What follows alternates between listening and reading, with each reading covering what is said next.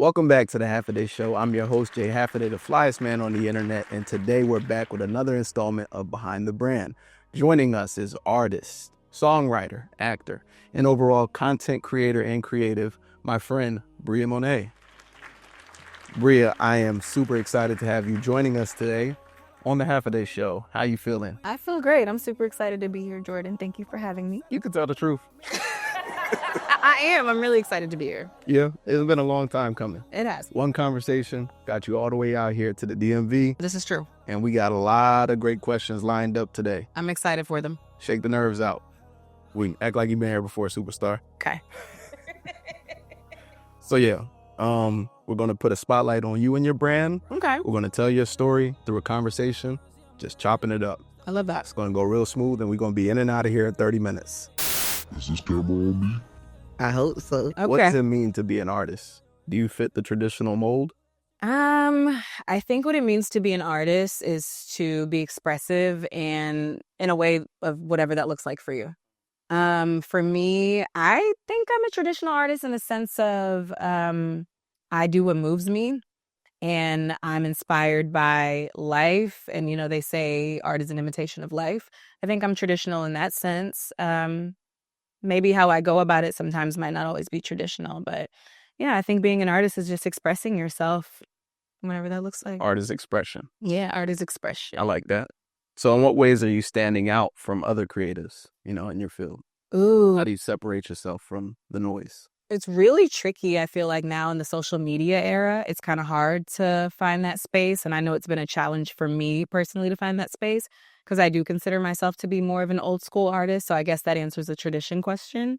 And finding my space and creating content has been tricky. I just try to be authentic. Authenticity always wins to me. Just be you. Do you. Don't try to be anyone else because no one else can be you. And I think that you'll always end up finding, or the target audience will find you that appreciates it. I agree wholeheartedly. We're going to take a little bit of a tangent so we can get into really what separates and what's specific about your music and then your craft as an actor. Mm-hmm. But in your last EP, Broken Promises, you mentioned being the hood princess. What hood's you from? I'm originally from West Baltimore, y'all. I am. No matter what they tell you, I'm from West Baltimore.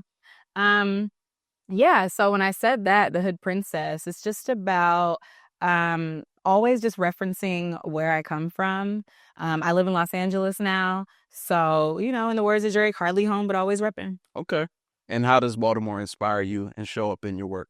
It inspires me a lot. I mean, that's me all day long. That's where I come from. I even have a song called Dreams where I reference half and halves and chicken boxes. So if you know, you know. And I feel like as a Baltimorean, we just have a hustle about us. We have a certain grit. We have a certain street savvy. And I feel like I bring that into my music, even being in La La Land. In La La Land? Yeah. That's funny. So on your IMDb, I did my research. Ooh, he did his homework. It says you've been acting since you were 7. It's true. But at what point did you know that this is what you wanted to do? Did you have an aha moment? Yeah, I would say I was definitely bitten by the bug, and it never went away. Tell us more. So I have been acting since age 7, always in school, from plays to I used to win fine art speech competitions, things of that sort. But I knew I wanted to do it when my mom bought me a Barbie camcorder for Christmas.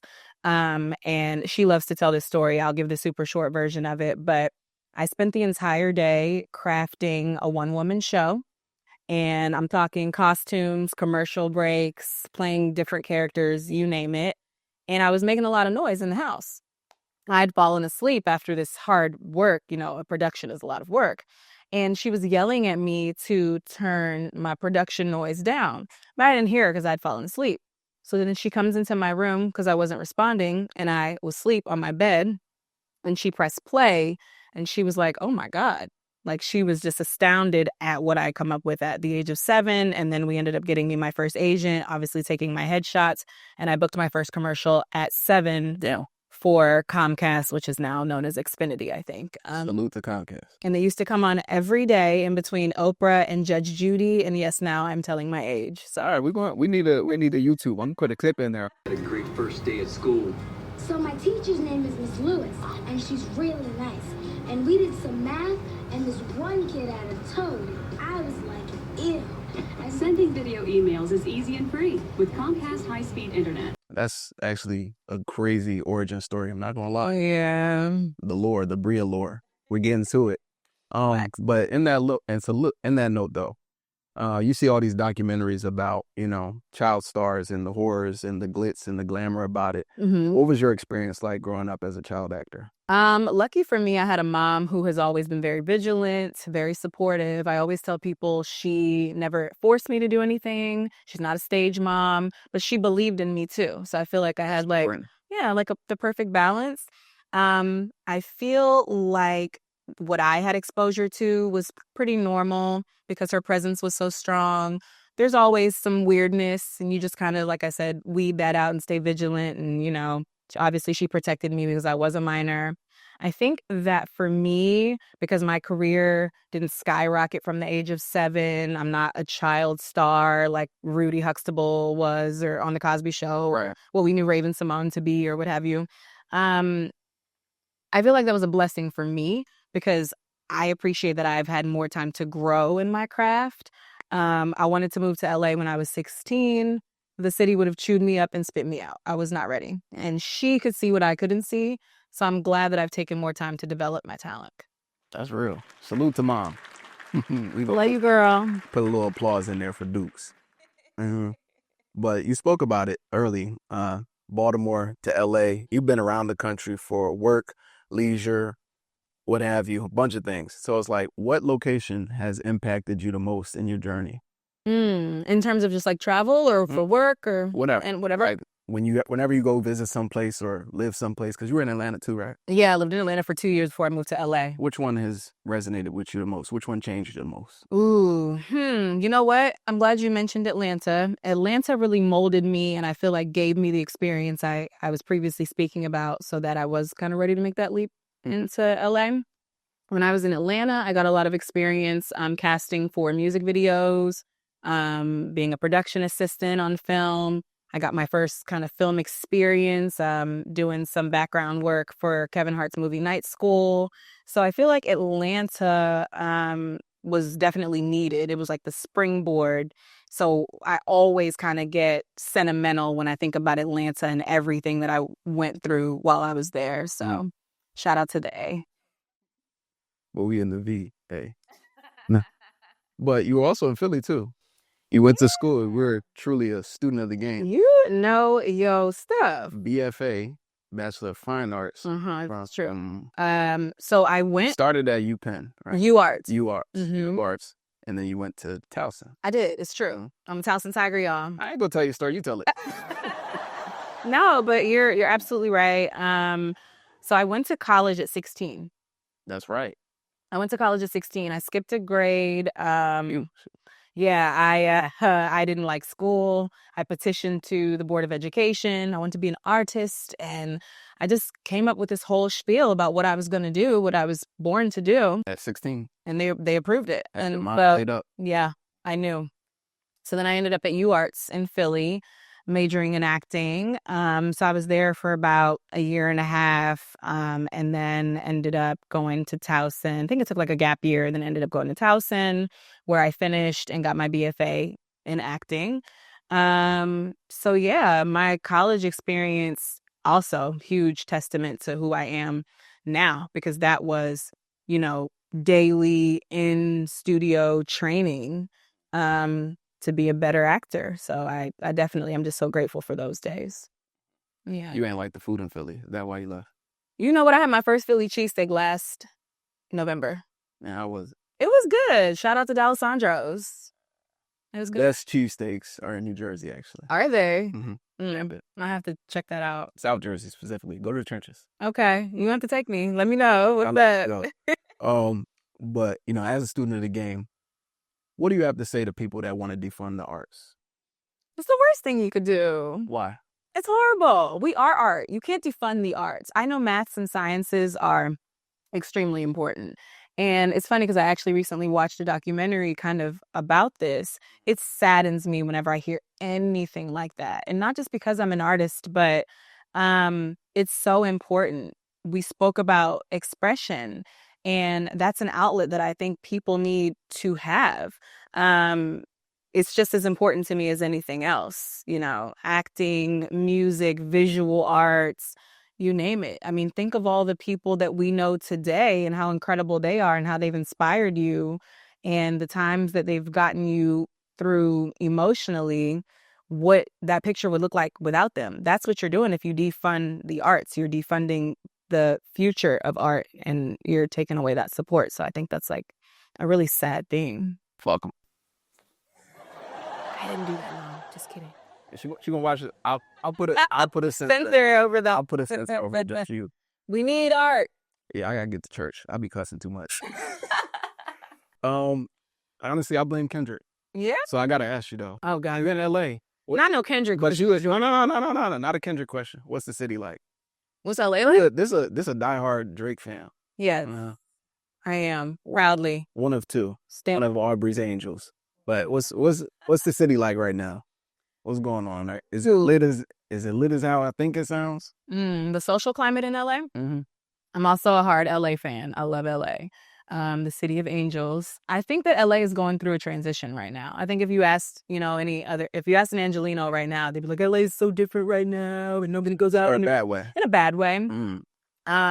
But I think that it's not just LA. I think it's all over. I think it's just the economy right now and politics and all sorts of things. Me personally, I love LA. I am an LA stan because I feel like whatever you're into, you can find it there. It's the one place that has mountains and the beach. You could do both in one day. Palm trees. I love the energy. I love the vibe. All the different food options. So, like I said, I love LA. And you've been there for 3 years? I kind of, like 3 years kind of broken up. But you've been there. Yeah. Over time. Yeah. I ain't gonna ask you a Kendrick question, but I'm gonna ask you a Drake question. What's that? Where do you see this lawsuit going, industry-wise? I don't think it has legs. I mean, I don't know all the ins and outs because how can you ever really know? But I guess I'm rooting for a positive outcome.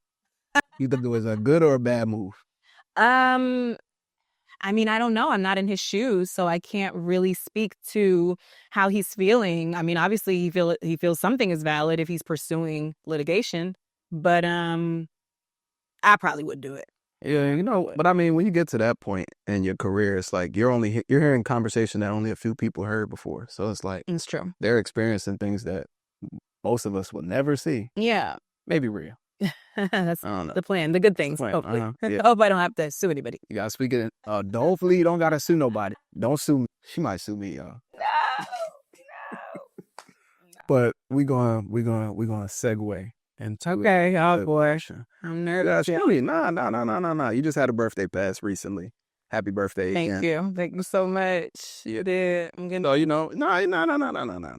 Yeah. You girls out here, y'all. What's been the most important lesson that you've learned as you're getting older in life?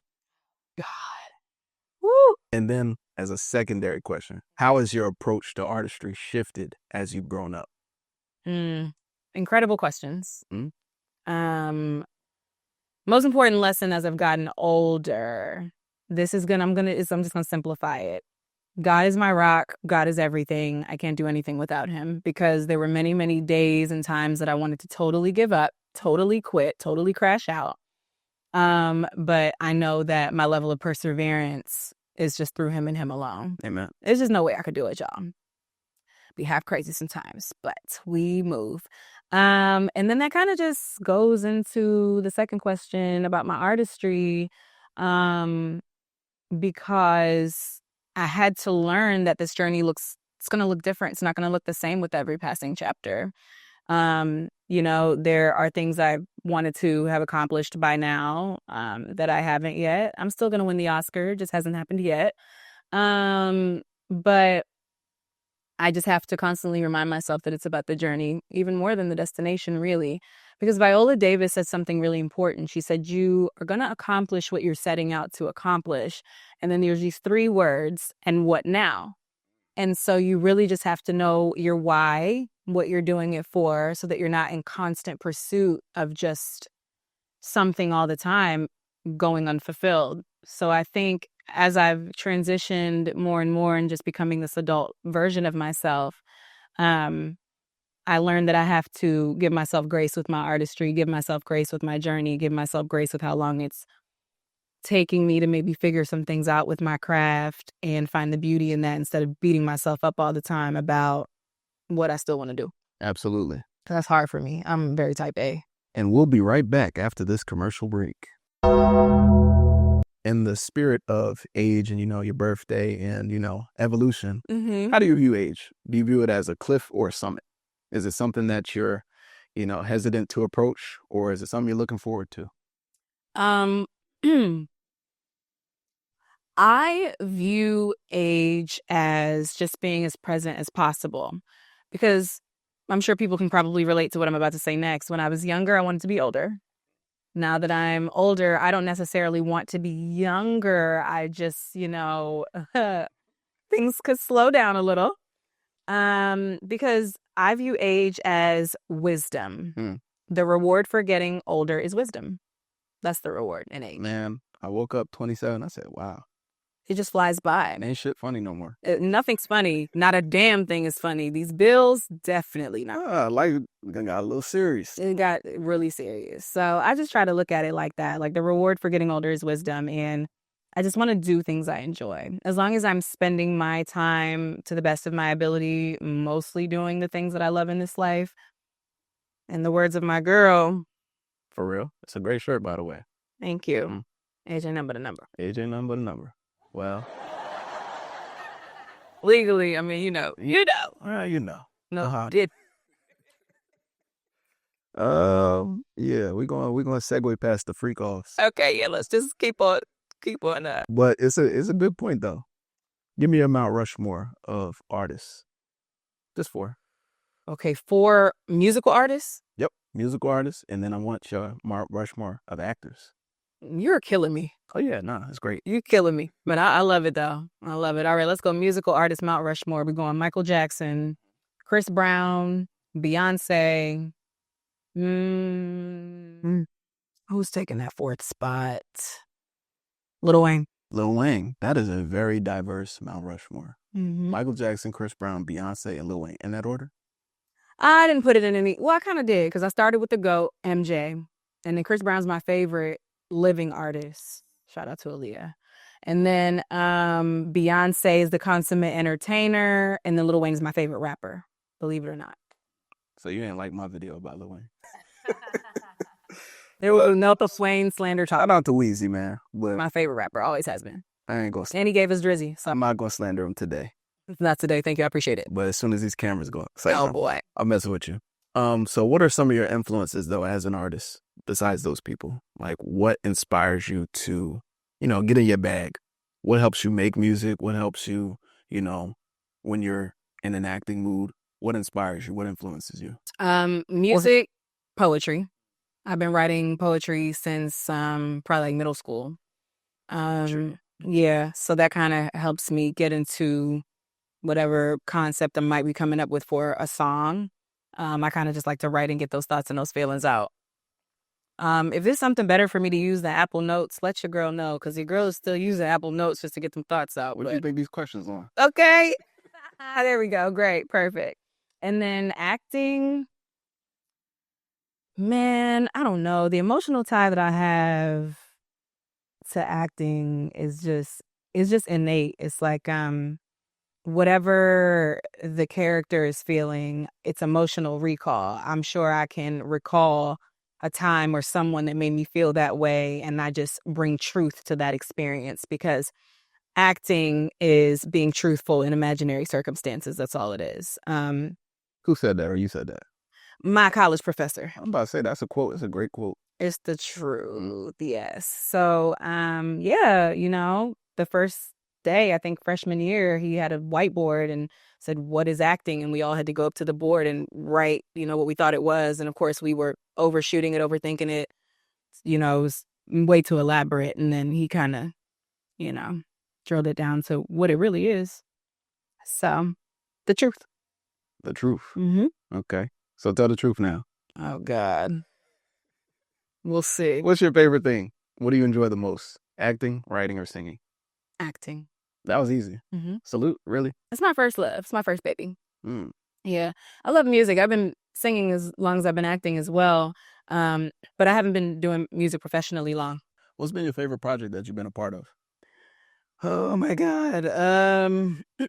Favorite project that I have been a part of? Ooh, I don't know. Working on Set of Night School was really fun. Kevin's hilarious. He's a friend. So that was just really fun. It was a really fun set that day. I remember that.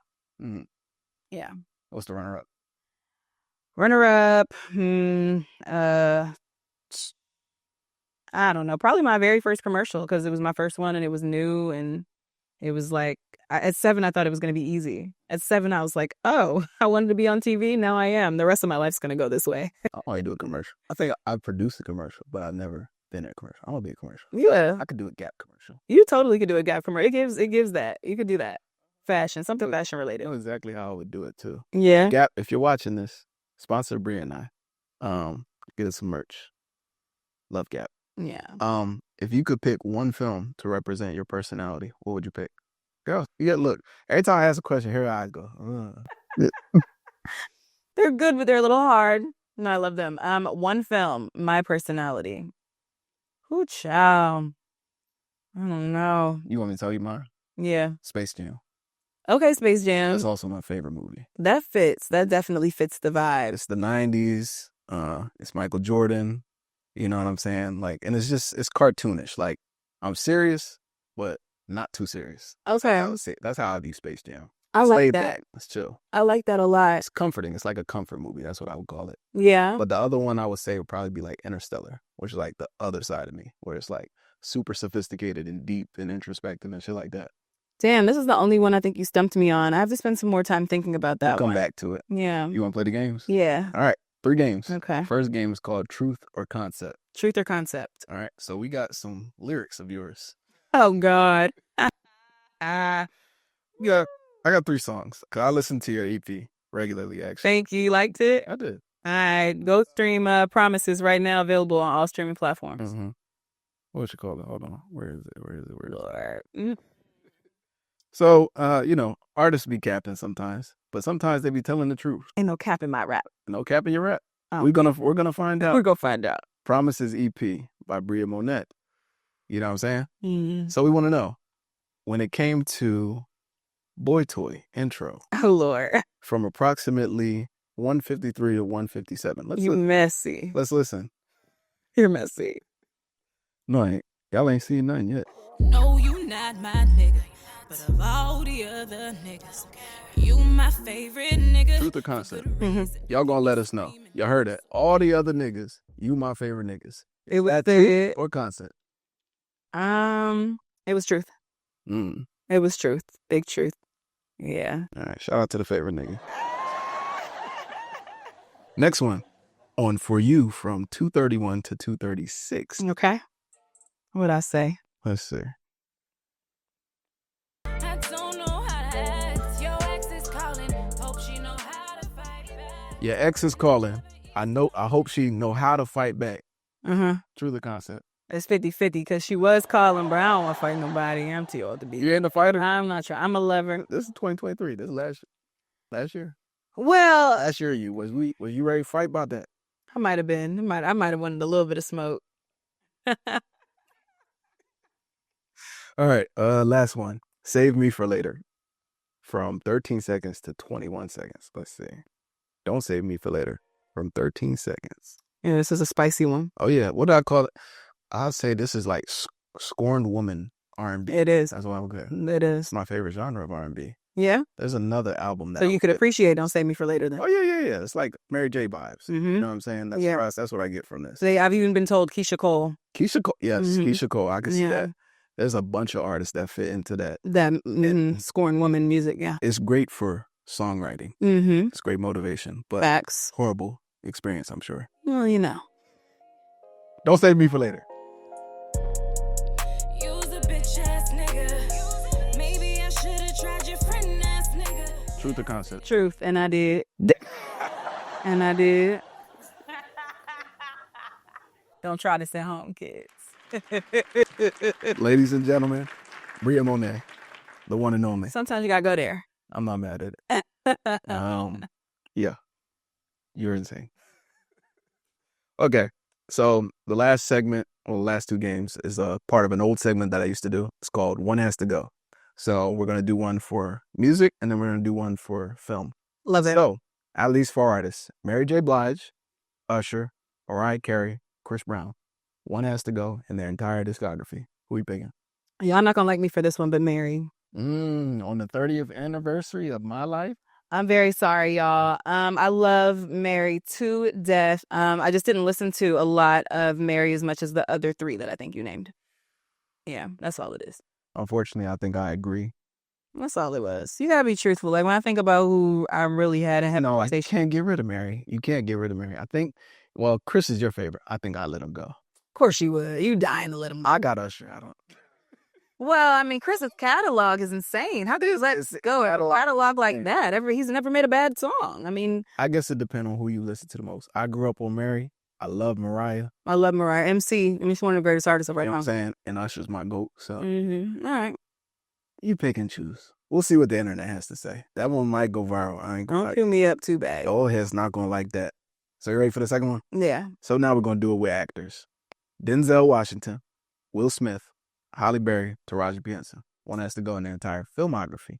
Denzel. Who else was there? Halle, Will Smith, Will, and Taraji. That is a terrible question. It is a horrible question. I'm not gonna lie to you. But we might not post this. You could tell me. I'm gonna say Taraji.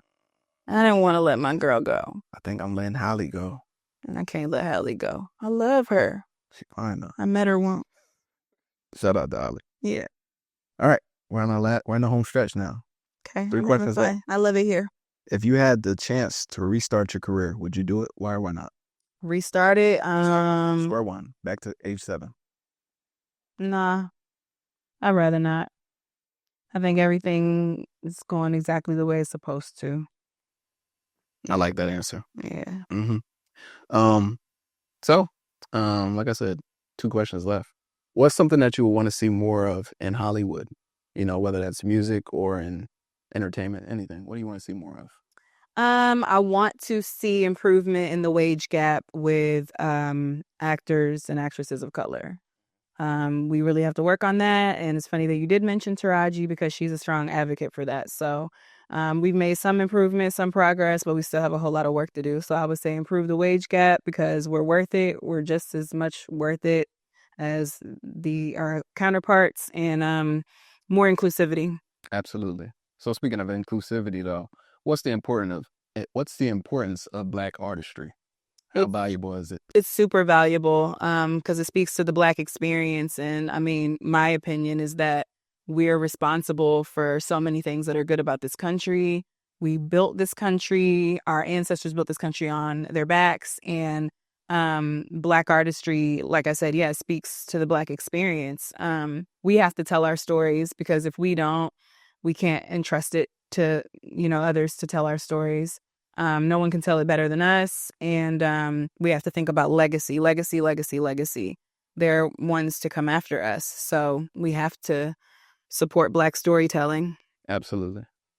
And we're telling Bria's story today.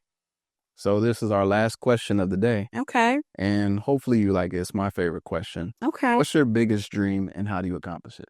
My biggest dream? To take care of my family. That's what it's just been more and more as I've gotten older. I just want to take care of my family, and I want to be able to do that through what I love the most, which is art. So if I could just merge the two, take care of my family, everybody's good, I'm good, and just do what I love, I'm straight with that. Eventually I see myself directing. I currently started screenwriting. I just want to do what I love and be around those I love. That's real. That's it, man. And I see it for you. Thank you. Bria, I'm so proud of you. I'm Thank you so thankful much. for you coming on the show and sharing your story. Thanks for having me again. I hope y'all learned about her, and I hope we got behind the brand with the honorable, the fantastic Bria Monet. Bria Monet in the building. What can folks look forward to, and where can they find you? Okay, you can find me on the socials, Instagram at 1 Bria Monet. So at the number 1 Bria Monet. Promises EP, like I said, is out now on all streaming platforms. I have a single that's coming out very, very soon. And then I'm always grinding and working. I just kind of gave you a baby exclusive. I'm screenwriting right now, so I'm working on a project you guys will be seeing really soon. And that's special for me because it's something that's newer to me. I'm always the one, on the opposite side of the camera. So I'm looking forward. This is going to be a really fun experience, and I've teamed up with some really special people that you guys know. So I'm looking forward.